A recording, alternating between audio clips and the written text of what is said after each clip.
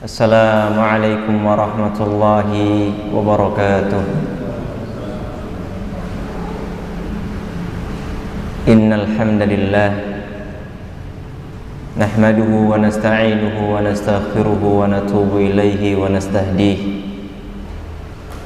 wa na'udzu billahi min shururi anfusina wa min sayyiati a'malina. Man yahdihillahu fala mudilla lahu wa man yudlil fala hadiya lahu wa man yudlil falan tajida lahu waliyan mursyida. Asyhadu an la ilaha illallah wahdahu la syarika lah wa asyhadu anna Muhammadan abduhu wa rasuluh. Allahumma salli wa sallim wa barik wa an'im ala nabiyyika wa rasulika Muhammad wa ala alihi wa ashabihi wa man sara ala nahjihi wahtada bihadihi wattaba'a atharahu ila yaumil qiyamah. Qala Allah ta'ala fi kitabihil karim, ya ayyuhalladzina amanu ittaqullaha haqqa tuqatih ittaqullaha haqqa tuqatih wa la tamutunna illa wa antum muslimun.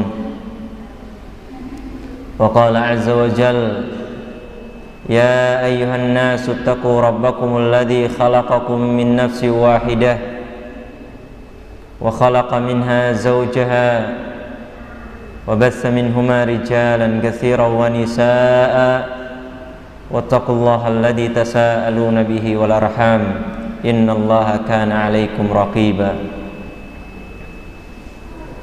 Wa qala azza wa jalla, ya ayyuhalladzina amanu ittaqullaha wa qulu qawlan sadida yuslih lakum a'malakum wa yaghfir lakum dhunubakum wa may yuti'illaha wa rasulahu faqad faza fawzan 'azima. Amma ba'du, ikhwani wa akhwati, kaum muslimin dan muslimat yang semoga senantiasa dirahmati, diberkahi dan dicintai oleh Allah Subhanahu wa taala. Alhamdulillah, pada kesempatan kali ini, pada pagi hari ini Allah Subhanahu wa taala mempertemukan kita di salah satu rumah dari rumah-rumah Allah Subhanahu wa taala. Suatu tempat yang paling dicintai oleh Allah Subhanahu wa taala, di mana Rasulullah sallallahu alaihi wasallam menyatakan tempat di muka bumi ini yang paling dicintai oleh Allah Subhanahu wa taala adalah masajiduha, masjid-masjidnya. Dan tempat yang paling dibenci di muka bumi ini adalah aswaquha, pasar-pasarnya. Makanya itu tersebut karena masjid-masjid sering kita berzikir kepada Allah, sering kita mengingat Allah Subhanahu wa taala, sering dilakukan kebaikan-kebaikan. Lain halnya dengan pasar. Pasar itu banyak kecurangan di sana, banyak kebohongan di sana, ya. Banyak penipuan, ya. Banyak ini dan banyak orang yang di situ adalah orang-orang yang lalai, ya. Orang-orang yang lupa akan Allah Subhanahu wa taala. Makanya pasar, ya, adalah sesuatu yang dibenci, ya. Dan masjid adalah tempat yang paling dicintai. Dan alhamdulillah Allah Subhanahu wa taala pertemukan kita, dan ini adalah sebuah taufik yang sangat mulia, sebuah kenikmatan yang amat mulia dari Allah Subhanahu wa taala. Perlu kita syukuri, ya. Perlu kita syukuri agar Allah Subhanahu wa taala selalu memberikan kenikmatan ini kepada kita. Bahkan agar Allah Subhanahu wa taala menambahkan kenikmatan ini dengan kenikmatan-kenikmatan yang lain. Mudahnya kaki melangkahkan ke masjid, ya, itu adalah kenikmatan dari Allah. Mudahnya kaki untuk mengikuti kajian, itu merupakan kenikmatan dari Allah, ya. Kenikmatan itu bukan hanya harta yang banyak, Sering kita ngelihat kalau orang itu berharta banyak, enak hidupnya, ya. Enak hidupnya, nyaman, ya. Sering kalau kita lihat orang itu berduit banyak, dia disayang sama Allah. Tidak, ya. Bukan itu makna disayang sama Allah Subhanahu wa ta'ala. Bukan itu tanda dicintai oleh Allah Subhanahu wa ta'ala. Dicintai oleh Allah Subhanahu wa ta'ala kalau seseorang itu diarahkan kepada kebaikan. Ma'asyiral muslimin rahimani wa rahimakumullah. Kita sekarang masuk di hari yang ke-22. 22 artinya sudah masuk 10 hari terakhir pada bulan Ramadan. Dan masalah 10 hari terakhir kemarin sudah kita bahas pada pertemuan sebelumnya di hari Ahad kemarin. Tinggal kita amalkan, tinggal kita praktekkan sesuai apa yang diajarkan oleh Nabi Muhammad sallallahu alaihi wasallam. Namun pada kesempatan kali ini, yang mana insyaallah ini adalah kajian yang terakhir mungkin ya. Ahad besok masih ada lagi? Tidak ada lagi ya? Mungkin ya. Pakainya kena.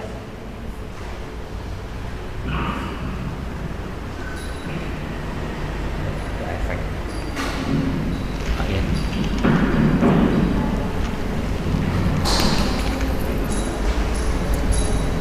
Baik. Ahad ini insyaallah adalah ahad yang terakhir. Maka sesuai tema yang telah diberikan oleh panitia, kita akan membahas pelajaran, mengambil pelajaran, mengambil nasihat, mengambil ibrah dari yang namanya bulan Ramadan. Sebagaimana yang sering diungkapkan oleh guru-guru kita, sering diungkapkan oleh para asatidz kita, bahwasannya bulan Ramadan adalah bulan pembelajaran, madrasatun tarbawiyatun, sekolah pendidikan, ya. Dimana kita berusaha semaksimal mungkin dari bulan Ramadan ini untuk mengenyam pendidikan sebanyak-banyaknya, ya. Jadi bulan Ramadan memang bulan yang istimewa, beda dengan bulan-bulan yang lain. Apalagi kita ini mau ditinggalkan dengan yang namanya bulan Ramadan, ya. Ayyamam ma'dudat, hari-hari yang sedikit, kata Allah Subhanahu wa ta'ala. Hari-hari yang bisa dihitung, kalau nggak 29 ya 30 hari. Lah ini sekarang 22 Ramadan, ya berarti tinggal 7 atau 8, kemungkinan 7 kayaknya. Karena kalau 8 nanti yang Muhammadiyah 31 kan begitu. Kemungkinan insyaallah besarnya adalah 7 hari lagi, ya. Insyaallah lebarannya bersama meskipun puasanya berbeda insyaallah, ya. Namun dengan berakhirnya Ramadan ini, maka jangan sampai kita ini tidak mengambil ibrah dari bulan Ramadan. Jangan sampai bulan Ramadan ini lepas begitu saja dan kita nggak dapat apa-apa. Beberapa itu mengibaratkan, ya, orang ketika berada di bulan Ramadan dia berpuasa, maka ada yang layaknya dia itu seperti layaknya 2 hewan. Orang itu layaknya layaknya seperti halnya 2 hewan yang sama-sama berpuasa. Satu ada yang seperti ulat, yang kedua ada yang seperti ular. Cuman beda 1 huruf ini, ada ulat sama ular. Nah, orang ketika bulan Ramadan, ketika dia berpuasa, maka dia bisa menjadi salah satu dari hewan ini, entah ular entah ulat. Karena 2 hewan ini pun sama-sama berpuasa. Ulat sebagaimana yang kita ketahui berpuasa menjadi kepompong, nggak makan, nggak minum, Ya. Padahal sebelumnya ngapain ulat? Kadang mendolimi orang, gatal kan gitu. Kadang makan dedaunan yang kita miliki jadinya bolong-bolong, rusak ini. Ya. Kadang makan ini makan itu. Ya. Tapi setelah dia berpuasa, setelah dia menjadi kepompong, kemudian berubah menjadi apa? Kupu-kupu, menjadi melakukan kebaikan setelahnya. Yang awalnya ngerusak tanaman, ngerusak bunga, setelah jadi kupu-kupu dia berbuat baik. Ya. Benang sari sama putik ya kalau nggak salah ya, disatukan jadi buah. Ya, salah satu faktornya adalah dengan kupu-kupu tadi, memperindah tanaman. Padahal awalnya makan tanaman, sekarang malah jadi indah dengan hadirnya kupu-kupu. Yang kedua adalah ular. Ular itu kalau mau melungsungi gitu ya, ganti kulit, melungsungi, itu berpuasa. Berpuasa kemudian ganti kulit, kemudian baru makan lagi. Ular sebelum berpuasa makan ayam, makan ini, makan itu. Setelah berpuasa masih sama, masih makan ular, masih caplok sana, masih caplok sini. Ya. Berarti ada ulat yang berubah menjadi baik setelah berpuasa, ada ular yang sama sebelum berpuasa buruk, setelah berpuasa pun tetap buruk. Lah manusia ketika datang bulan Ramadan pilihannya dua, entah dia mau jadi ular, entah dia mau jadi ulat. Ya, entah mau jadi ular, mau jadi ulat. Kalau dia berhasil melewati bulan Ramadan dan setelah perginya bulan Ramadan menjadi orang yang lebih baik dari sebelumnya, maka dia menjadi seperti ulat. Dia bisa mengambil ibrah. Namun kalau lewat bulan Ramadan masih sama aja atau bahkan lebih buruk, maka dia sama halnya seperti ular. Sebelum Ramadan buruk, pas Ramadan puasa, setelah Ramadan balik lagi menjadi seperti semula. Maka kita sekarang insya Allah pada hari ini berusaha mengambil pelajaran apa saja yang sekiranya kita bisa ambil dari yang namanya bulan Ramadan, sehingga ketika kita selesai dari bulan Ramadan kita bisa menjadi hamba yang lebih baik, hamba yang lebih bertakwa, hamba yang lebih saleh ketimbang sebelum datangnya bulan Ramadan. Ahibbati fillah, azanillahu wa iyyakum. Ya. Pelajaran yang pertama yang bisa kita ambil, dan ini sangat jelas insyaallah semuanya tahu, bahwasannya bulan Ramadan itu mengajarkan kita untuk selalu bertakwa. Ini jelas, ayatnya pun jelas, ya ayyuhalladzina amanu kutiba alaikumus siyam kama kutiba alal ladzina min qablikum la'allakum tattaqun. Wahai orang-orang yang beriman, wahai orang-orang yang beriman, kita harus merasa terpanggil.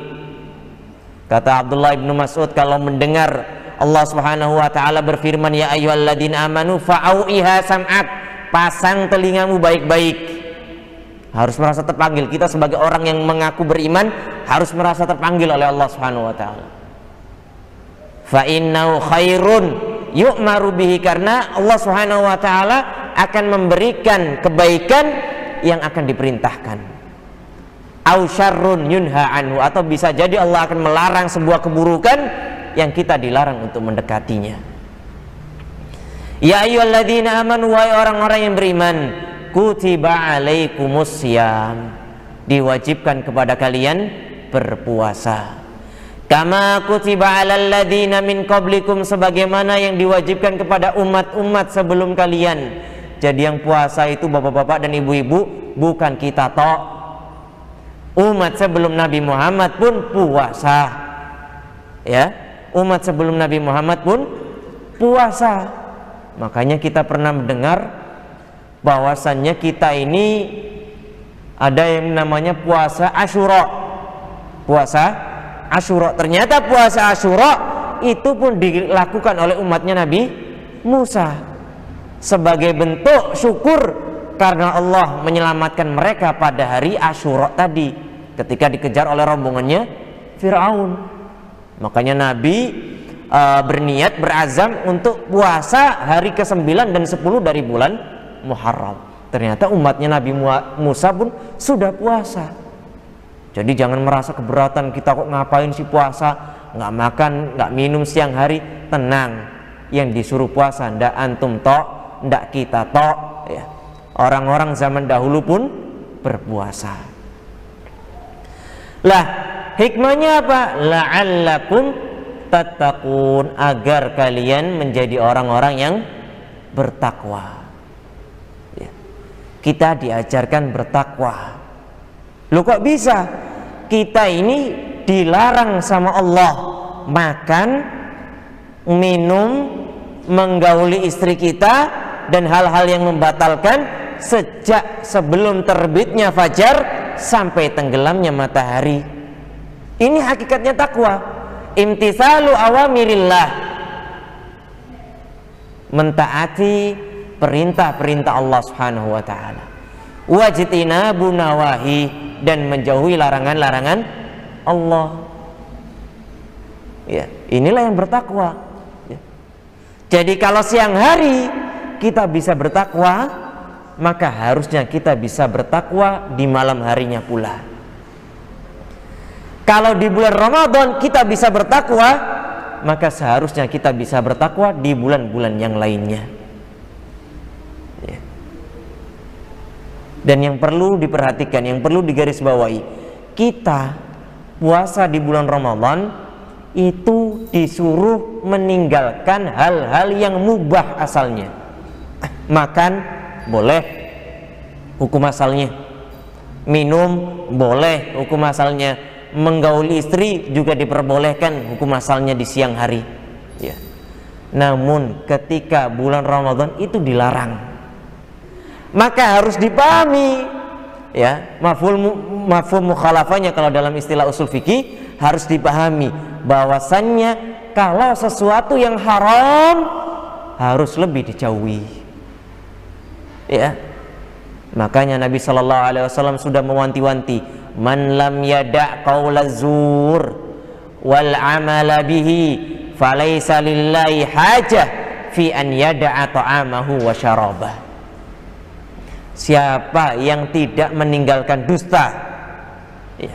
Siapa yang tidak meninggalkan perbuatan yang dusta, perbuatan yang buruk, maka Allah tidak butuh sama dia ketika dia meninggalkan makan dan meninggalkan minum. Loh kok bisa begitu? Karena hal yang haram, baik puasa atau tidak puasa, tetap haram. Itu yang harus digarisbawahi. Jangan puasa dari makan, jangan puasa dari minum, tapi yang haram tetap jalan, maksiatnya tetap jalan, ya, dustanya tetap jalan, bohongnya tetap jalan. Ini keliru bapak-bapak dan ibu-ibu. Di hadis yang lain bahkan Nabi Muhammad SAW menyebutkan, rubba shaimin laisa lahu min siyamihi illal ju'u wal atash. Betapa banyak orang yang berpuasa, ya, betapa banyak orang yang berpuasa, tapi dia tidak mendapatkan pahala sama sekali kecuali cuman rasa lapar dan rasa haus. Eman-eman, ya, tidak makan dan tidak minum, tapi maksiatnya terus jalan, ya. Matanya kemana-mana, mulutnya masih sering mencaci, mulutnya masih sering berbohong, ya. Ditanya masih suka berbohong, berdusta, khianat dan yang lain sebagainya. Maka ini keliru. Ini keliru. Makanya sahabat Jabir radhiyallahu anhu, beliau pernah memberikan nasihat, idza sumta falyasum sam'uka wa basaruka wa da'anka adal jar.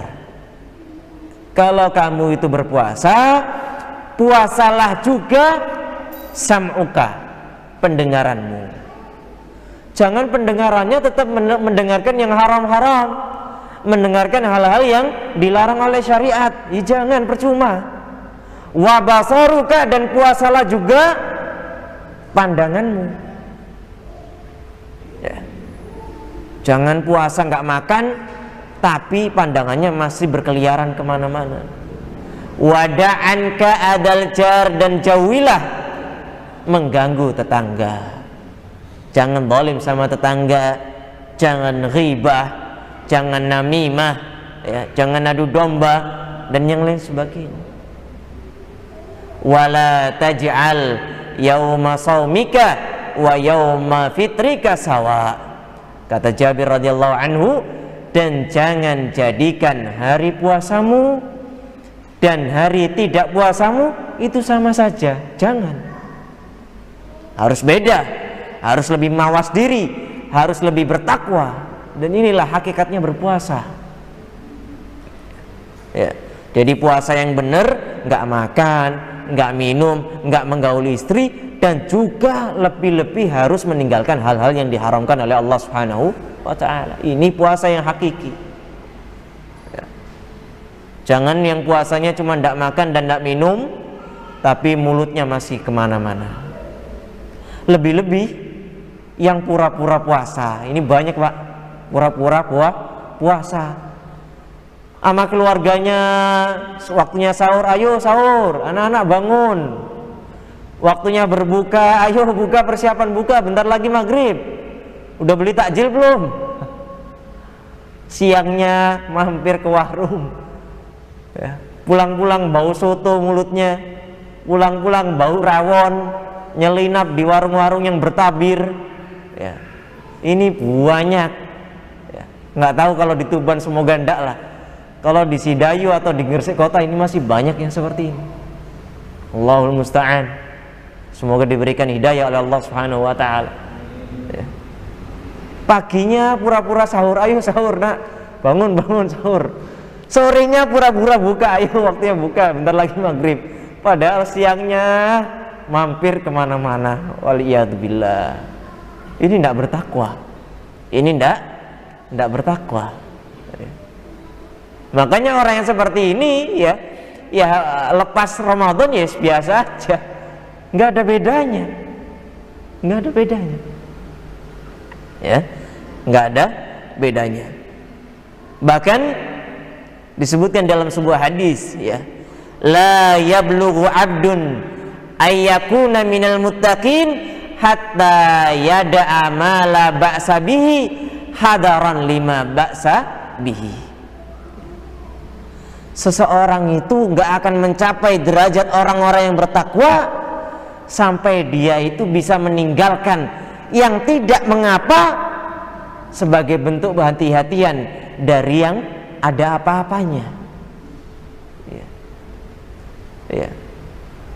Jadi hal-hal yang meragukan, di hadis-hadis yang lain disebutkan dak ma yuribuka ila ma la yuribuka. Tinggalkan yang membuatmu ragu ke sesuatu yang tidak membuatmu ragu. Jadi perkara-perkara yang nggak jelas itu ditinggalkan. Saking hati-hatinya orang-orang yang bertakwa itu, nggak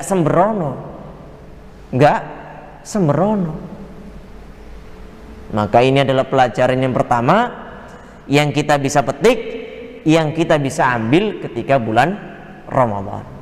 Pelajaran yang kedua, bapak-bapak dan ibu-ibu semuanya, yang semoga senantiasa dirahmati oleh Allah Subhanahu wa ta'ala. Bulan Ramadan mengajarkan kita untuk ikhlas, ya, mengajarkan apa? Keikhlasan, ya. Mengajarkan kita untuk ikhlas. Para ulama menyebutkan puasa adalah termasuk ibadatun sirriyah, ibadah yang sembunyi-sembunyi, tidak kelihatan. Orang puasa sama tidak puasa itu tidak kelihatan tuh, ya. Apalagi orangnya itu si orang yang kuat, nggak ada bedanya. Puasa nggak puasa ya tetap kuat. Ya. Makanya seperti orang yang tadi, ya, sahur ikut sahur, buka ikut buka, siangnya makan, nggak kelihatan kalau dia puasa atau enggaknya, nggak kelihatan. Ya. Kita kan juga nggak tahu, ada keluarga kita atau ada tetangga kita siang harinya makan atau diam-diam minum di kamar mandi atau di mana di tempat yang tersembunyi, kan nggak tahu. Karena ibadahnya ibadatun sirriyah, yang sembunyi, benar-benar mengajarkan yang namanya keikhlasan. Kalau tidak ikhlas nggak bakal bisa. Kalau tidak bertakwa nggak bakal bisa.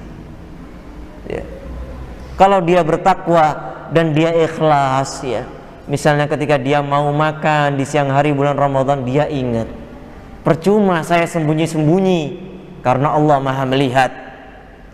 Percuma saya menyelinap di warung-warung, Allah Maha mengetahui. Ya. Sehingga itu akan menjaga dia untuk selalu dalam puasa.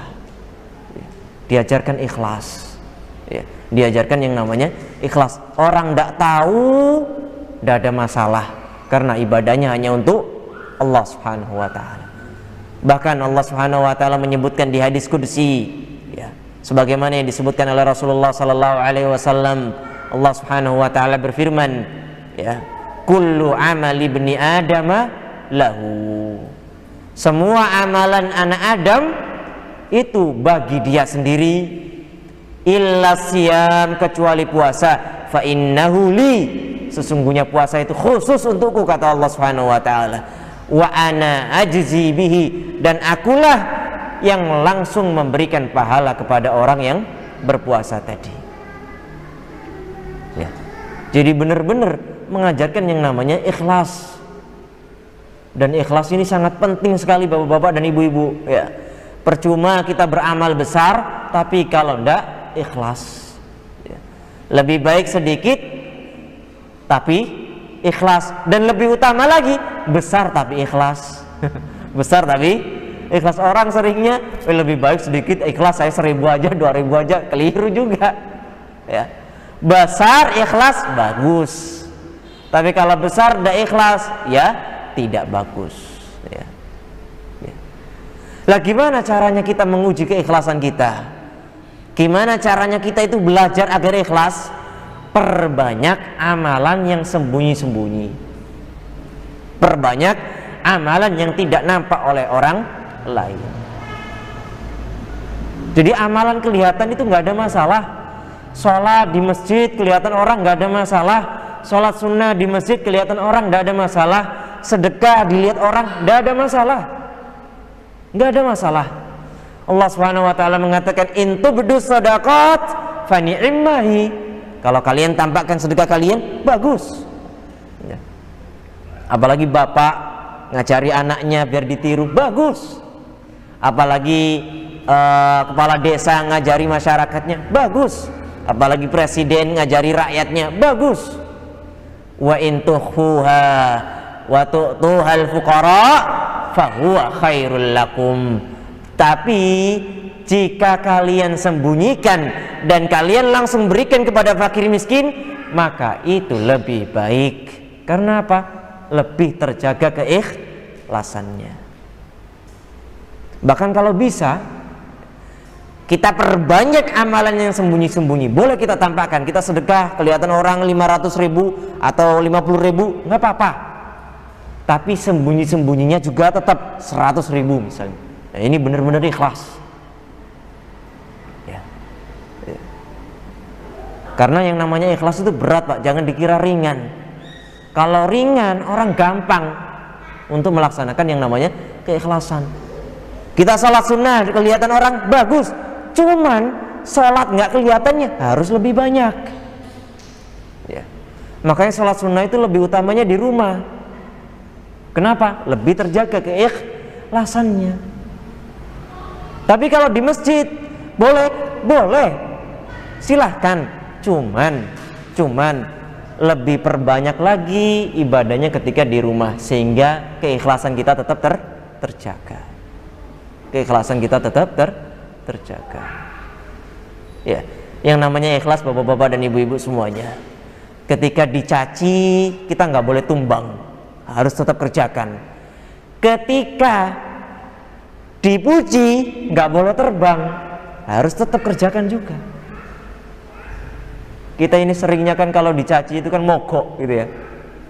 Kita minjemi temennya misalnya Ada teman minjem motor gitu ya, kita pinjemi, ternyata nggak diisi bensin. Kan kita seringnya mogok, wah ini orang udah dikasih baik, malah nggak diisi bensinnya, besok lagi nggak bakal saya kasih pinjam. Ini nggak ikhlas namanya. Kalau antum punya teman yang seperti itu bagus pak untuk nguji keikhlasan. Sama sewu, ini bagus untuk nguji keikhlasan. Kalau kita masih berat, ini berarti masih ada yang salah dengan hati kita. Dulu ada di suatu tempat, di sebuah masjid begini, ini kan pakai AC ya, pakai AC, ada tukang servis AC, diperbaikilah AC di musola tadi. Berapa bayarannya? Nggak apa-apa, untuk masjid nggak ada masalah ya. Besoknya lagi memperbaiki lagi, ada yang komen, ini bersih nggak sih? Perasaan nggak dingin sama sekali habis dibersihkan. Besoknya lagi mogok, nggak mau lagi. Nah ini keliru. Yang namanya ikhlas itu ya ikhlas memang untuk mengharap Allah. Dicela nggak ada masalah, dipuji ya nggak ada masalah. Itu apa itu namanya bisyarah mukmin, kabar gembira bagi seorang mukmin kalau seandainya dipuji. Tapi kalau dicela nggak boleh tumbang, tetap dilakukan. Kita bantu orang, dicela nggak ada masalah. Mau nolong orang, dicaci, dipinjemi, nggak dikasih isi bensinnya, nggak ada masalah. Kita minjeminya kan karena Allah. Namanya pinjem kan ngambil manfaat. Yang namanya ngambil manfaat kan nggak bakal bisa kalau nggak ada bensinnya. Ini bagi yang kita ngasih pinjam. Ini omongan saya bagi orang yang ngasih pinjam. Tapi bagi yang meminjam, tolonglah diisi. Bagi antum kalau seandainya minjam, tolonglah diisi. Karena setiap omongan itu pak ya, dalam bahasa Arab itu dikenal ilmu balaghah. Kita ngomong itu harus disesuaikan dengan audiensnya, harus disesuaikan dengan audiensnya. Makanya dakwah di media sosial itu kadang-kadang nggak tepat dari satu sisi. Dari satu sisi apa? Kadang-kadang audiensnya nggak sesuai. Orang semua bisa dengarkan, padahal nggak sepatutnya dia mendengarkan. Ya, padahal nggak sepatutnya dia mendengarkan. Contohnya, misalnya biasanya sering diungkapkan, guru kencing berdiri, murid kencing berlari. Ini kan biasanya dipegang. Siapa yang harusnya megang perkataan ini? Guru. Ini pegangannya guru, seorang pendidik, seorang ayah, seorang ibu, seorang pengajar harus berpegangan dengan kalimat tadi, guru kencing berdiri, murid kencing berlari. Kalau kita ngasih contoh buruk, murid kita bakal lebih buruk. Kita sebagai seorang ayah ngasih contoh buruk, anak saya lebih buruk. Jangan ketika kita jadi santri ini jadikan pegangan. Saya sering sampaikan ke santri-santri di pondok itu, ini jangan dijadikan pegangan. Sebagai seorang anak, ini jangan dijadikan pegangan. Kalau kita jadikan pegangan, rusak pak. Santri nggak bakal jadi lebih baik, tambah rusak. Guru saya pacaran, berarti saya zina. Keliru. Kan gitu. Makanya dakwah di media sosial ini kurangnya ini. Ya, nggak bisa menyaring, nggak bisa menfilter siapa yang harusnya menerima dakwah seperti ini. Ya. Sehingga banyak dipotong ini, dipotong itu, dijadikan fitnah ini, fitnah itu ya karena belum waktunya mendengarkan, tidak tepat untuk diberikan. Baik, ini adalah pelajaran yang kedua. Ya, ini ada hadis dari Nabi Muhammad SAW. Man istata'a minkum ayyakuna lahu khabi'un min amalin salihin falyaf'al. Siapa yang mampu untuk mempunyai amalan saleh yang tersembunyi, falyaf'al, maka hendaklah dia melakukannya. Maka kita perlu berlomba-lomba untuk menyembunyikan amalan kita. Bahkan seringnya amalan-amalan sembunyi ini biasanya akan nampak ketika seseorang itu meninggal dunia. Amalan-amalan yang sembunyi itu biasanya akan muncul, akan terlihat ketika orang itu sudah meninggal dunia. Orang yang biasanya beramal kebaikan secara sembunyi-sembunyi, meninggalnya akan baik. Orang yang biasanya beramal keburukan secara sembunyi-sembunyi, ya biasanya meninggalnya akan dalam keadaan yang buruk pula. Nah, seperti itu. Jadi ini kita diajarkan untuk ikhlas, puasa ikhlas, ya, dan diajarkan pula untuk bertakwa kepada Allah Subhanahu wa taala. Yang ketiga, bulan Ramadan mengajarkan kita untuk yang namanya bersabar. Ya. Bulan Ramadan mengajarkan kita untuk yang namanya bersabar. Ya. Kalau tidak sabar, tidak bisa. Ya. Kita nggak makan, nggak minum dari terbitnya fajar, dari sebelum terbitnya fajar sampai tenggelamnya matahari. Kalau nggak sabar, nggak bisa. Perlu yang namanya sabar, perlu yang namanya niat, perlu yang azam yang qawi, ya, tekad yang kuat, itu perlu. Dan ini bedanya, Pak, bedanya ketika sudah kita meniatkan untuk berpuasa sama ndak itu beda. Orang kalau niat puasa yang biasanya kalau nggak makan itu sakit mah, biasanya puasa itu ndak sakit mah. Ya. Kita kan sering tuh kalau lupa sarapan, ya, siang-siang itu kan udah sakit mah, ya. Asam lambung sudah kumat, asam lambung sudah naik, sakit perut, kerocongan. Tapi pas puasa ndak ada yang seperti ini, ndak ada. Kenapa demikian? Karena kita memang sudah berniat untuk menahan lapar dari sebelum terbitnya fajar sampai tenggelamnya matahari. Orang kalau sudah niat, dia nggak bakal mikir masalah makanan lagi, nggak bakal mikir. Jadi semuanya terfokus untuk ibadah, semuanya fokus untuk hal yang lain. Makanan nanti ketika mau berbuka baru mikir makanan. Sehingga asam lambungnya netral, normal, nggak ada masalah. Tapi kalau kita lupa sarapan, lupa nggak makan siang atau lupa nggak makan malam, rasanya masya Allah. Ya, beli apa ya nanti ya, beli apa ya nanti ya, sehingga apa? Asam lambungnya naik. Akhirnya mah, ya, akhirnya muncul yang namanya mah. Lah orang kalau tidak sabar itu nggak bisa yang namanya puasa. Makanya anak kecil kalau latihan puasa itu kan masya Allah itu ngeroeng-ngeroeng, ngeroeng-ngeroeng. Bah makan bah, ya makan ya, mie makan mie, minum mie, aus. Itu kan terus gitu. Karena belum bisa bersabar dia. Belum ngerti puasa yang sebenarnya itu gimana. Dia masih latihan. Nanti nak, ya, nunggu adzan duhur, duhur jangan dulu nak, nanti duhur, nanti nunggu asar. Tapi masih dia nggak sabar, terus minta-minta terus. Ya. Tapi kalau sudah niat, ya, sehingga dia memang harus bersabar nantinya, alhamdulillah akan bersabar. Dan yang namanya sabar itu ada tiga, ya, sabar itu ada tiga. Yang pertama, as-sabru ala ta'atillah, sabar dalam menjalani ketaatan kepada Allah Subhanahu wa taala. Puasa perlu yang namanya sabar. Ya, perlu yang namanya sabar. Salat perlu yang namanya sabar. Tarawih, qiyamul lail perlu yang namanya sabar. Ya. Jangan ndak sabar. Jangan ndak sabar. Ya. Saya pernah suatu saat itu di Sidayu sana, di tempat daerah saya sendiri, siang-siang Jumat itu khutbah. Pas sholatnya kan diantara sunnahnya sholat Jumat itu kan baca al-Jumu'ah sama al-Munafikun, ya. Biasanya kan Sabbihis sama al-Ghasyiyah. Sesekali saya pingin mumpung Ramadan nih, pingin cari pahala yang banyak, ya. Maka saya baca Jumu'ah sama Munafikun.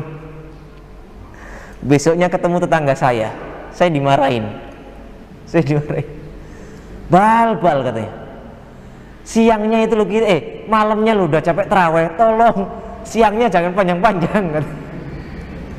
Dia lupa kalau saya khutbah dari awal ya berdiri, kan gitu. Saya mikirnya dalam hati, saya lupa, ya, tapi nggak saya omongkan. Saya lupa dari awal khutbah itu ya berdiri, jenengan duduk, kan gitu. Tapi ya memang kadang-kadang kita sebagai imam, sebagai pemimpin, sebagai imam rawatib misalnya harus tahu kondisi makmumnya, ya. Sopir harus tahu kondisi penumpangnya. Di situ saya merasa bersalah. Di situ saya merasa bersalah. Kadang-kadang makmum kita tidak kuat. Makmum kita kadang-kadang kondisinya lemah, ya. Di situ saya merasa bersalah. Dulu sahabat Mu'adz bin Jabal pun pernah begitu. Baca Quran panjang. Jangankan panjang kayak model kita sekarang, panjang banget. Sampai kabur makmumnya. Salat dibatalkan, kabur. Rasulullah marah sama Mu'adz. Ya Mu'adz, afattanun anta ya Mu'adz. Apakah engkau ini pembawa fitnah wahai Mu'adz? Dimarahin sama Rasulullah. Ya, dimarahin sama Rasulullah SAW. Ya, sebagai seorang pemimpin harus tahu gimana makmumnya. Sebagai seorang imam itu bagaikan sopir bawa penumpang, harus tahu sopirnya muntahan atau enggak, sopirnya mabukan atau enggak, sopirnya ini tahan lama atau enggak, harus tahu. Nah, makanya harus sabar. Yang namanya dalam menjalankan ketaatan itu perlu yang namanya sabar. Sabar dalam menjalankan ketaatan kepada Allah Subhanahu wa ta'ala. Yang kedua, as-sabru anil maksiyati, sabar dalam menjauhi kemaksiatan. Sabar dalam menjauhi kemaksiatan. Menjauhi kemaksiatan itu ya perlu yang namanya sabar, Pak. Maksiat itu enak enggak? Enak ya? Ya. Kata Nabi SAW, Nabi yang bilang, ya, huffatil jannatu bil makarih wa huffatin naru bisyahwat. Neraka itu dikelilingi dengan syahwat, disukai sama hawa nafsu. Tapi kalau surga dikelilingi dengan hal-hal yang dibenci. Hawa nafsu kita kan mendorong untuk berbuat maksiat, mendorong untuk apa itu namanya berbuat hal-hal yang tidak diperbolehkan. Makanya ada kaidah kullu mamnu'in marghub. Segala hal yang dilarang itu diminati, ya. Semakin dicegah, orang itu kan diminati, ya. Nggak boleh berzina, orang-orang semakin dekat sama zina, ya. Nggak boleh mencuri, orang-orang semakin apa itu namanya penasaran. Manusia kodratnya dia semakin penasaran. Makanya beberapa toko itu kadang-kadang atau ada di daerah mana gitu ada salon potong rambut, tulisannya jangan lihat ke kanan. Orang kan semakin penasaran, ngapain nggak boleh nengok kan gitu. Ya seperti itu. Kullu marghubin kullu mamnu'in marghub. Setiap hal yang dilarang itu semakin diminati, ya. Karena yang dilarang itu hal-hal yang biasanya menyenangkan. Khuffatin naru bisyahwat, neraka dikelilingi hal-hal yang menyenangkan. Maka kita meninggalkan maksiat tadi perlu yang namanya sabar.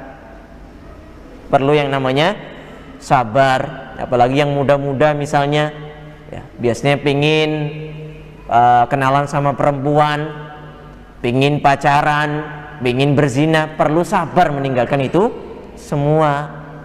Yang bapak-bapak misalnya pingin nikah lagi, pingin selingkuh, pingin itu dan yang lain sebagainya, perlu yang namanya sabar, ya, perlu yang namanya sabar.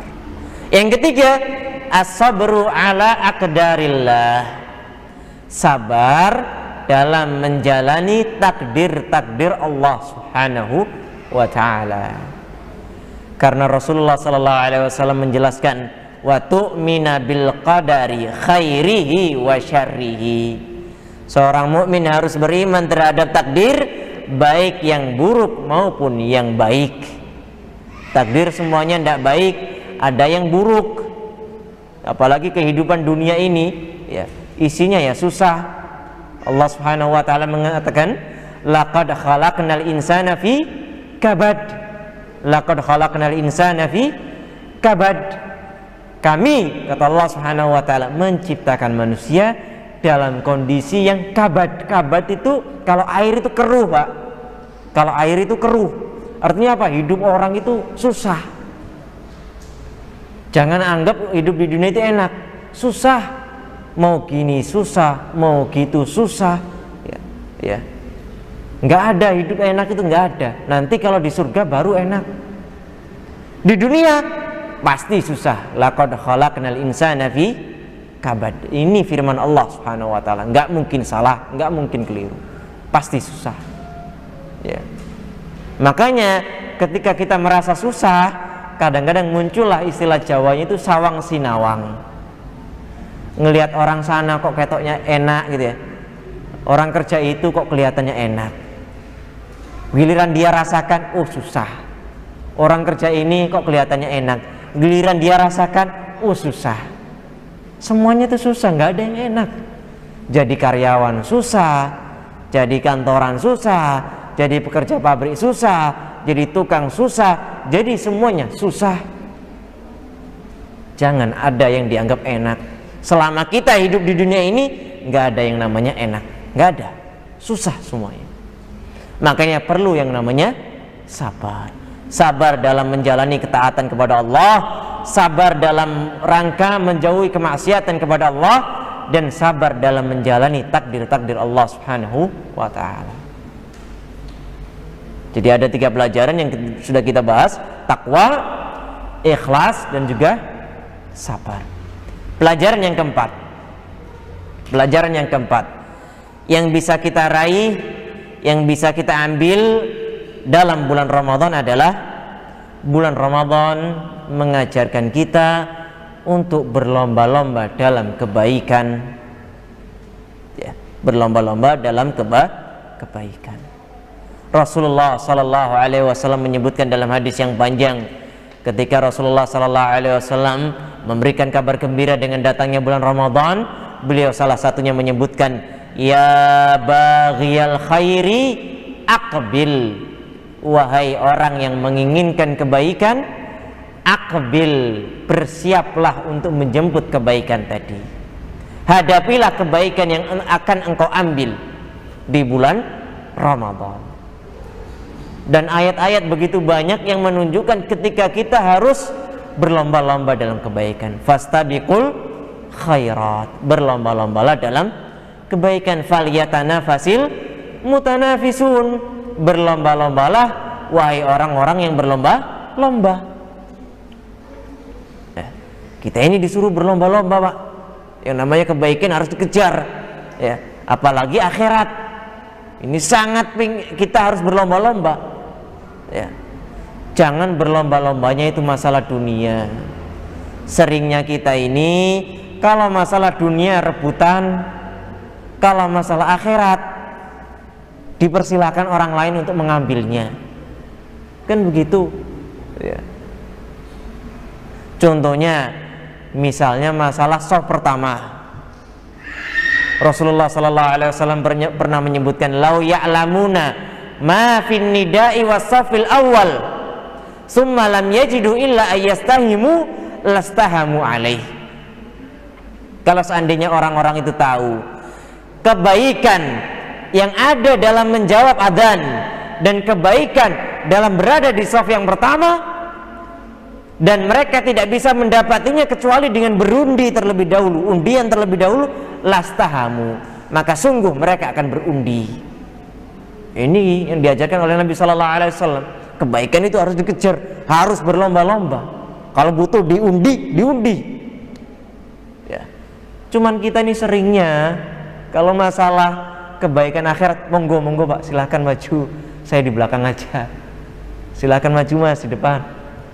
Nah, suruh jadi imam, oh monggo silahkan, gitu. Suruh adzan, antum aja yang adzan, kan gitu. Kita nggak ada rasa untuk mengejar akhirat, itu nggak ada. Seringnya mempersilahkan orang lain. Giliran kalau makanan, giliran kalau duit, bertengkar sudah. Wani piro sudah, ayo. Gelut sudah. Masalah warisan apalagi, weh. Saudara nggak jadi saudara lagi.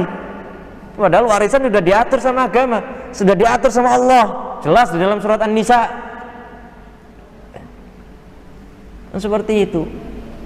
Cuman kalau masalah dunia, ya, masalah dunia orang itu berebut. Kalau masalah akhirat, ya, padahal kita sering membaca ayat misalnya, ya, yauma yafirrul mar'u min akhihi Di akhirat itu nanti akan ada suatu hari orang-orang itu pada lari dari saudaranya. Ngapain lari dari saudaranya? Saudaranya minta kebaikan, dia tidak mau, lari dia. Wa ummihi wa abi, bapaknya ibunya datang kepada dia minta kebaikannya, dia lari, tidak mau ngasih. Wa sahibatihi wa bani, bahkan istrinya, anaknya datang kepada dia minta kebaikan, nggak mau ngasih. Kenapa? Likulli mri'in minhum yauma idzin sya'nu yughni, karena setiap orang bingung dengan urusannya sendiri-sendiri, bingung ya. Makanya nanti ketika di hari kiamat kita dibangkitkan dalam keadaan tidak beralas kaki, tidak berpakaian, tidak berkhitan, tidak bawa apa-apa, tapi nggak ada yang saling melihat badannya yang lain, nggak perlu, nggak ada. Aisyah pun bingung, wahai Nabi, kalau nggak ada yang pakaian gimana nanti? Ya, nggak mungkin saling melihat. Orang itu sudah bingung dengan urusannya sendiri-sendiri. Ya, kita dibangkitkan di hari kiamat, kama bada'na awwala khalqin nu'idu. Ya, kita bangkit di hari kiamat seperti lahir kita, belum disunat, nggak bawa apa-apa, nggak pakai pakaian, nggak pakai alas kaki, kayak bayi cuman gede. Meskipun begitu nggak ada laki-laki ngelihat perempuan, nggak ada. Saking apanya? Saking dahsyatnya urusan pada saat nanti. Makanya kita ini perlu berlomba-lomba ngejar kebaikan, perlu, lebih-lebih di 10 hari akhir bulan Ramadan, perlu. Dan lebih-lebih lagi bapak-bapak dan ibu-ibu yang perlu kita sadari adalah amalan taat kita, ibadah kita belum pasti diterima. Dalam beribadah, seorang muslim itu punya hal yang harus selaras terus. Apa itu? Roja sama khauf. Ya, kita ibadah, iya, tapi jangan lupa roja sama khaufnya harus seimbang. Apa itu roja? Rasa harap. Apa itu khauf? Rasa khawatir, rasa takut. Rasa harap bagaimana? Kita beribadah, sholat, puasa, sedekah, infak dan yang lain sebagainya, kita berharap Allah menerimanya, kita berharap Allah menetapkan pahala padanya. Iya, itu harapan kita, tapi jangan lupa kita harus perlu namanya rasa khawatir kalau ibadah kita nggak diterima. Kalau harapnya kegedean, Pak, harapnya terlalu tinggi, akan muncul rasa ujub, akan muncul rasa hurur, tertipu. Wih, saya kan ibadahnya paling tinggi nih. Akhirnya muncul sombong, muncul ujub, rasa hurur, tertipu. Merasa tertipu sehingga orang-orang yang lain yang dia mengira ibadahnya lebih rendah disepelekan. Dia siapa sih? Sholat nggak pernah, puasa nggak pernah. Muncul begitu kalau rojaknya terlalu tinggi. Ya, harus diimbangi dengan yang namanya khauf, agar nggak ada rasa ujub. Kita ibadah memang sudah banyak, tapi belum pasti diterima. Apa yang kita sombongkan, apa yang kita banggakan, sehingga kita terus terpacu untuk beribadah dan beribadah lagi. Tapi sebaliknya, kalau rasa khaufnya yang terlalu tinggi, rasa khaufnya terlalu takut kepada Allah, terlalu khawatir, buat apa saya beribadah nanti gak diterima, itu munculnya. Ngapain saya sholat nanti gak diterima, ngapain saya puasa nanti gak diterima, kan gitu. Makanya harus imbang antara khauf sama yang namanya roja. Harap iya, khaufnya juga iya. Kita sadar Allah Ar-Rahman Ar-Rahim, tapi kita pula sadar Allah Subhanahu wa taala dul syadid, ya, syadidul iqab, dul adabil alim, ya. Allah Subhanahu wa taala punya iqab, hukuman yang syadid, keras. Allah juga punya hukuman yang adabul alim, siksaan yang pedih. Jangan lupa, harus seimbang, harus seimbang. Makanya kita perlu memperbanyak ibadah kita. Jangan pernah merasa cukup. ibadah kita ini, ya. Makanya surga itu, ya, orang masuk surga itu bukan karena amalannya, ya. Orang itu masuk surga bukan karena dia beramal, ya. Amalan kita ini sebanyak apapun, kalau sudah dibandingkan dengan kenikmatan duniawi, itu masih besaran kenikmatan duniawi, Pak. Masih besaran kenikmatan duniawi, ya. Organ tubuh kita saja yang ada di pada tubuh kita, itu berapa harganya sudah? Sholat kalian berapa harganya?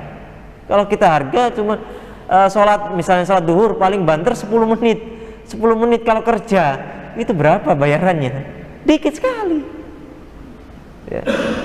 Pak tukang, Pak kuli saja kerja 8 jam bayarannya cuman 100.000, ya, 100.000 lah. Kita sholat sampai 8 jam nggak sampai. Itu loh bisa mengimbangi kenikmatan yang di tubuh kita, nggak bisa sama sekali. Makanya orang masuk surga itu karena rahmat Allah Subhanahu wa ta'ala. Apalagi kenikmatan di surga itu kenikmatan abadi, bapak-bapak dan ibu-ibu.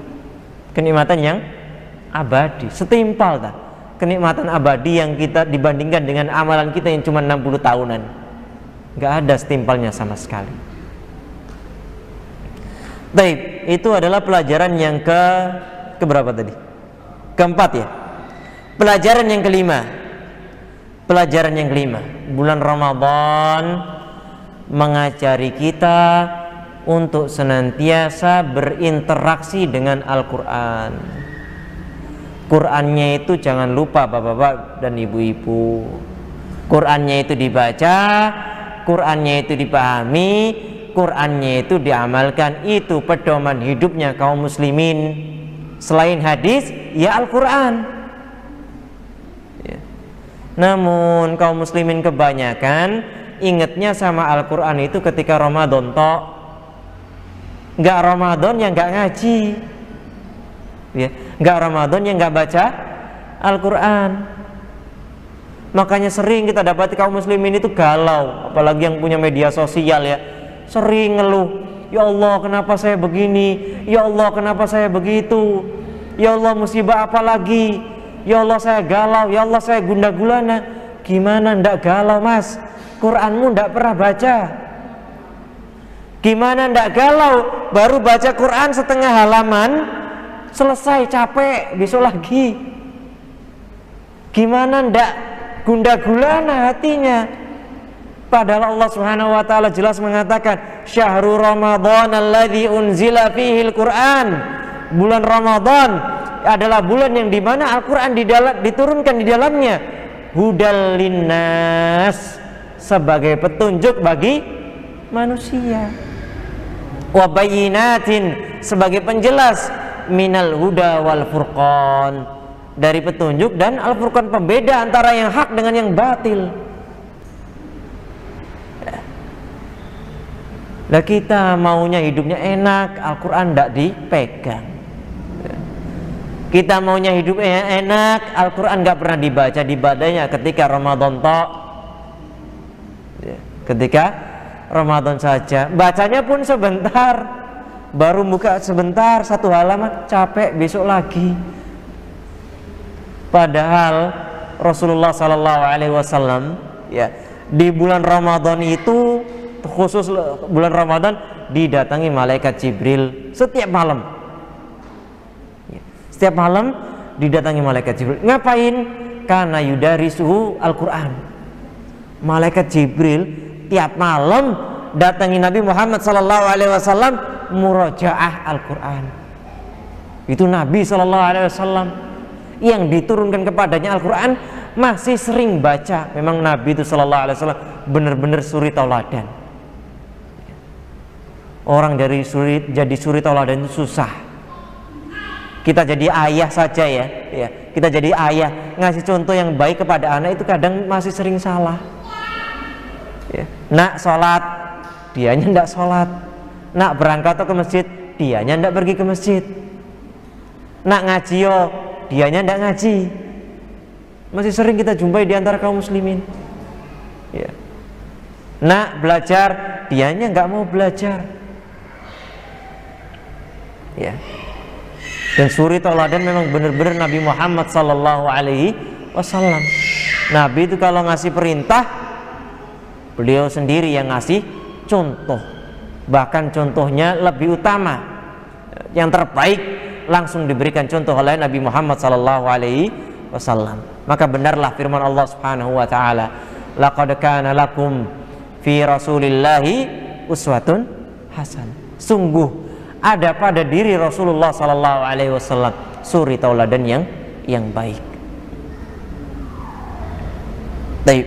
Makanya para salaf ketika mensifati bulan Ramadan, innama huwa tilawatul Quran. Ya, bulan Ramadan itu bulan baca Al-Quran. Enggak lebih dari itu, baca Al-Quran. Bahkan beberapa ulama itu ya, ketika bulan Ramadan nggak mau fokus-fokus dengan yang lain, fokus baca Al-Quran sudah. Amalan-amalan yang lain ditinggalkan. Para salaf, amalan-amalan yang lain ditinggalkan, fokus baca Al-Quran. Imam Malik pun begitu. Ya, ketika datang bulan Ramadan, amalan yang lain ditinggalkan, ibadah-ibadah yang lain ditinggalkan, bukan ditinggalkan secara penuh ya, dikurangi. Fokus banyaknya kepada Al-Quran. Dan ini harus kita ambil pelajaran. Yang namanya hidup kita perlu yang namanya Al-Quran ya. Perlu yang namanya membaca Al-Quran. Afala yatadabbarunal Quran. Tidakkah mereka itu mentadaburi Al-Quran? Am ala qulubin aqfaluha. Atau jangan-jangan di hati-hati mereka itu ada penutupnya, ada gemboknya, sehingga enggak mau mentadaburi Al-Quran. Waliyadzubillah ya. Alhamdulillah ya, kalau kita mengikuti kajian-kajian, insya Allah ya, kita sama saja mentadaburi Al-Quran. Ayat-ayat Al-Quran dibaca, hadis-hadis Nabi Muhammad SAW dibacakan ya. Ini adalah pelajaran yang kelima yang kita bisa ambil dari bulan Ramadan.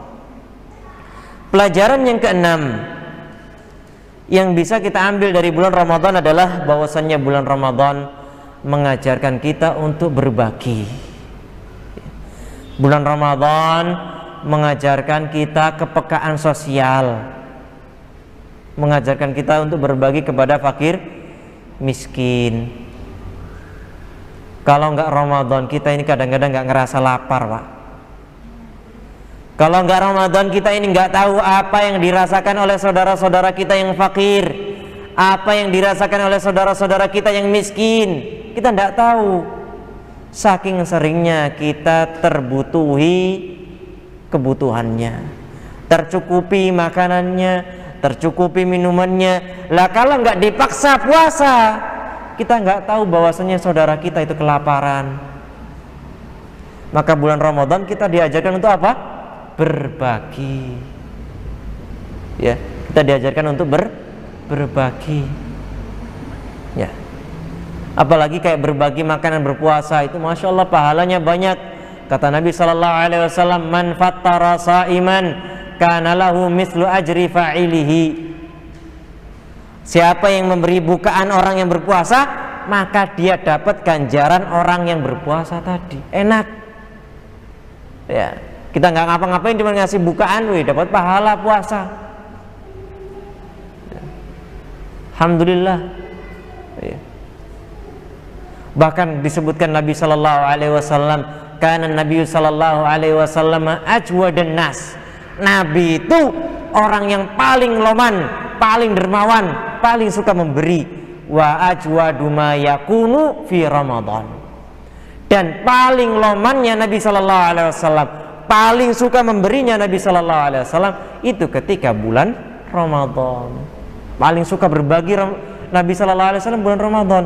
Disebutkan lanjutan hadis tadi, fala Rasulullah sallallahu alaihi wasallam ajwadu bil khairi minar rihil mursalah. Bahkan Nabi Muhammad sallallahu alaihi wasallam itu lebih loman dalam melakukan kebaikan, lebih suka berbagi kebaikan daripada angin yang berhembus. Masya Allah. Angin yang berhembus, angin yang semilir itu kan berhembus terus. Nabi itu lebih daripada itu dalam memberi ketika bulan Ramadan. Masya Allah ya. Memang benar-benar suri tauladan. Ini yang patut kita tiru. Karena manusia itu Pak ya, manusia itu kodratnya innal insana khuliqa halu'a. Manusia itu kodratnya suka berkeluh kesah. Idza massahu syarru jazu'a. Ketika ditimpa dengan keburukan dia mengeluh. Apalagi ada medsos sering ngeluh, story-nya diupdate, WA-nya diupdate, Facebook-nya update, media ini update semuanya, keluhan tok isinya. Apalagi perempuan, ya, jangan suka mengeluh di medsos. Nanti ditanggapi mantannya bingung nanti. Iya, seringnya terjadi perselingkuhan awalnya begitu tuh, mengeluh, ada yang nanggapi, waduh kena sudah hatinya, leleh. Wa idza massahul khairu manu'a. Tapi manusia itu kalau dapat kebaikan, dapat rezeki, dapat harta, manu'a, manusia itu sukanya kikir, disimpan, nggak mau berbagi. Manusia. Apalagi ada kulkas, apalagi ada kulkas itu ngajari bakhil. Percaya enggak antum kulkas ngajari bakhil? Jelas. Yang harusnya basi hari ini nggak dimakan, disimpan di kulkas, nggak jadi dibagi, nggak jadi dikasih tetangganya, oh disimpan buat besok, kan gitu. Semakin besar kulkasnya semakin bakhil berarti.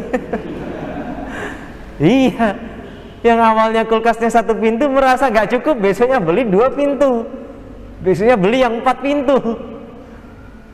Ngajari yang namanya bakhil. Yang harusnya busuk disimpan awet berbulan-bulan, awet seminggu. Yang harusnya kita berbagi dengan saudara kita disimpan, akhirnya nggak jadi dibagi. Itu bukan berarti nggak boleh beli kulkas loh ya. Jangan keliru nanti ya. Baik. Yang selanjutnya, bulan Ramadan mengajarkan kita untuk memperbanyak taubat dan istighfar. Makanya Nabi Muhammad SAW ketika ditanya Aisyah radhiyallahu anha, wahai Rasulullah SAW, apa yang saya ucapkan ketika aku berjumpa dengan Lailatul Qadar? Maka jawaban Nabi SAW adalah, engkau berdoa, Allahumma innaka afuun tuhibbul afwa fa'fu anni. Dalam riwayat yang lain ada tambahannya, Allahumma innaka afuun karimun tuhibbul afwa fa'fu anni. Ya Allah, engkau adalah afuun, maha pemaaf. Tuhibbul afwa, suka kalau dimintai maaf, suka memaafkan. Fa'fu anni, maka maafkanlah aku. Ya. Kita diajari untuk memperbanyak meminta maaf. Apalagi di bulan Ramadan kita baca doa ini, kalau bisa tiap malam dibaca, jangan pernah luput. Semoga kita baca pas kena Lailatul Qadar, alhamdulillah. Lupa sekali pas Lailatul Qadar, rugi. Man hurima khairaha faqad hurim.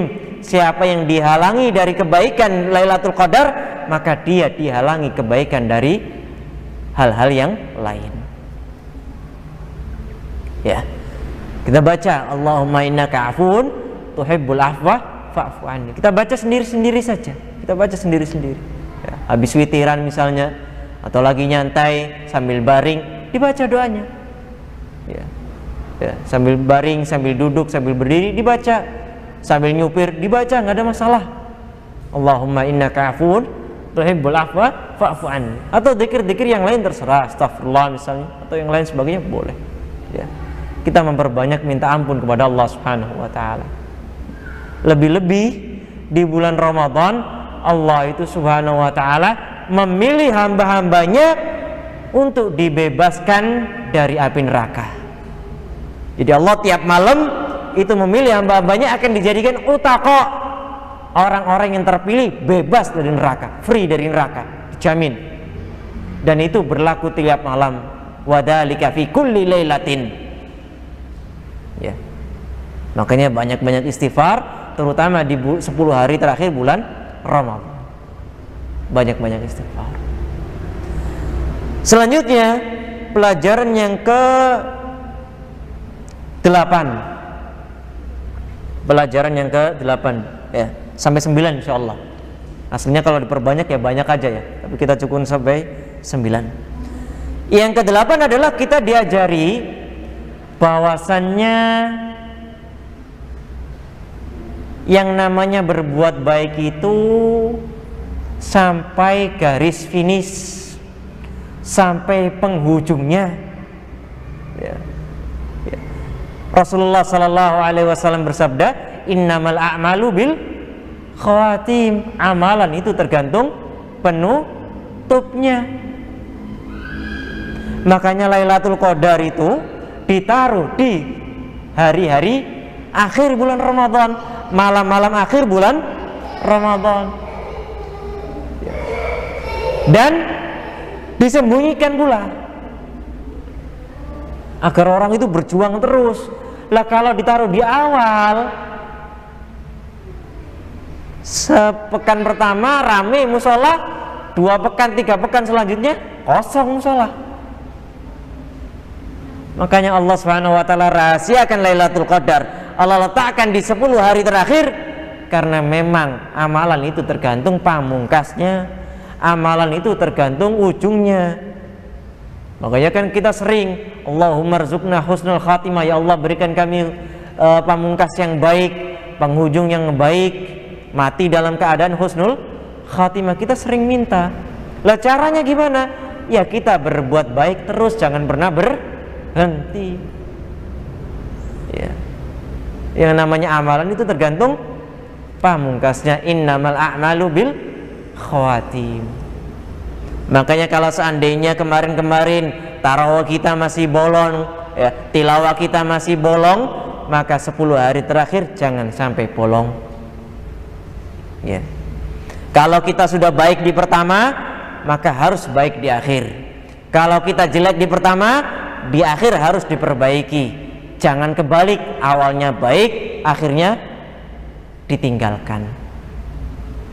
Tapi itulah ujian manusia, Pak. Seringnya semangat itu di awal. Ramadan tarawih itu penuh sampai belakang. Giliran mau dekat-dekat hari raya, tinggal orang-orang yang dirahmati sama Allah saja yang di depan.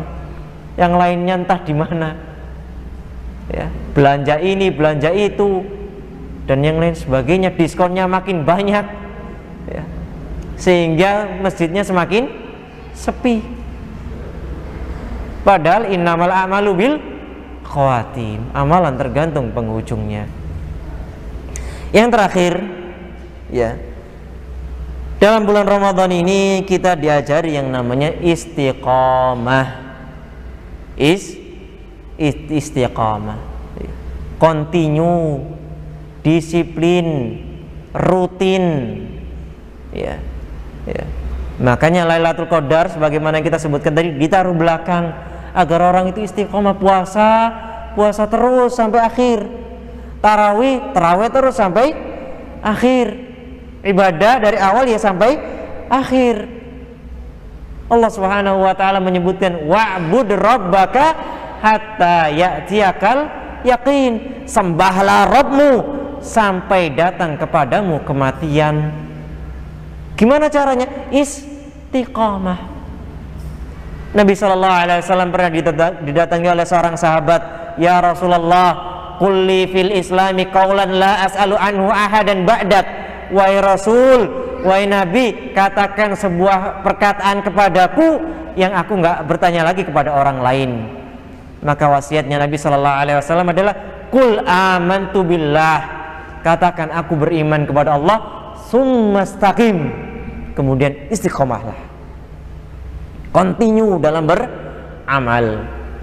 Bahkan Nabi SAW menyebutkan di hadis yang lain, ahabbul a'mal adwamuha wa in qalla. Amalan yang terbaik yang sedikit, yang paling rutin meskipun sedikit. Yang banyak bagus, tapi yang paling bagus adalah ketika kita rutin. Sholatnya rutin, hafidhu ala sholawat ya. Puasanya rutin, sedekahnya rutin. Kita diajarkan, jangan puasanya di awal Ramadan tuh terakhirnya, ndak, ini keliru. Terawihnya di awal tak, Ramadan terakhirnya tidak, ini keliru. Harus istiqomah. Dan yang harus kita pahami, semua pelajaran dari awal 1 sampai 9 tadi harus kita pegang juga meskipun sudah lepas dari bulan Ramadan. Jadi semua harus kita istiqomahi meskipun di luar Ramadan. Karena Tuhan yang kita sembah, Rabb yang kita sembah masih sama, Pak. Yang kita sembah ketika bulan Ramadan masih sama dengan Rabb yang kita sembah dengan di bulan-bulan yang lain. Maka jangan beribadah karena Ramadan, beribadah ya karena Allah, kepada Allah. Baik Ramadan atau enggak ya tetap beribadah. Istiqamah perlu. Karena kalau kita beribadah karena Ramadan tok, Ramadan akan usai. Apakah ibadahnya usai juga ketika Ramadannya selesai? Tidak boleh. Wa'bud rabbaka hatta ya'tiyakal yakin. Sembahlah Rabbmu sampai yakin, yaitu kematian mendatangimu, sampai kematian menjemputmu. Maka kaum muslimin dan muslimat, ini adalah 9 pelajaran yang kita bisa ambil, yaitu mengajari kita takwa, ikhlas, sabar, berlomba-lomba dalam kebaikan, mempelajari Al-Quran, membantu sesama, berbagi, mengajari kita untuk memperbanyak taubat, mengajari kita untuk mengejar sampai akhir, ya, amal bil khawatim, dan mengajari kita untuk selalu istiqamah. Semoga Allah Subhanahu wa ta'ala memudahkan kita selalu untuk menjalankan ketaatan kepada Allah Subhanahu wa ta'ala. Semoga Allah Subhanahu wa ta'ala memberikan kita kemudahan dalam melakukan istiqamah, ya.